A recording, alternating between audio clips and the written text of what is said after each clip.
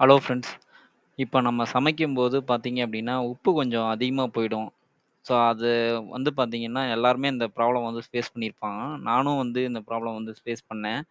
So, அதுக்கு நான் என்ன பண்ணுவோம் அப்டின்னா, அ இப்ப சாம்பாரு அல்லது குழம்பு அல்லது கிரேவி இருக்கு அப்டின்னா, கொஞ்சம் அதிகமா வந்து தண்ணி ஊத்துனோம் அப்டின்னு வச்சுக்கோங்களேன், அப்போ வந்து உப்பு வந்து கம்மியாயிடும்.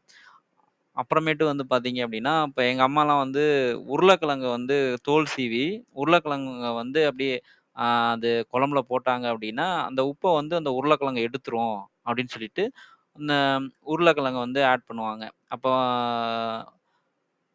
சமைச்சு முடிச்சுட்டு, நம்ம வந்து பரிமாறும்போது அந்த உருளைக்கிழங்க போட்டுட்டு, நம்ம கிரேவி வந்து பரிமாறலாம்.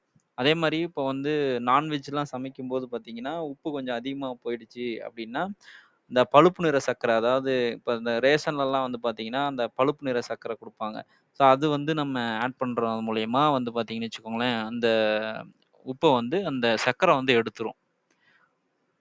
அடுத்தது வந்து பார்த்தீங்க அப்டின்னா, நம்ம சாப்பிடுறத இத வந்து பார்த்தீங்கன்னா 2 மடங்கு ஆக்கலாம். இப்ப சாம்பார் வைக்கிறோம் அப்டின்னா, கொஞ்சம் உப்பு ரொம்ப அதிகமா போயிடுச்சு அப்டின்னா, இன்னும் கொஞ்சம் உப்பு இல்லாம பருப்ப வந்து இன்னும் கொஞ்சம் ஆட் பண்றது.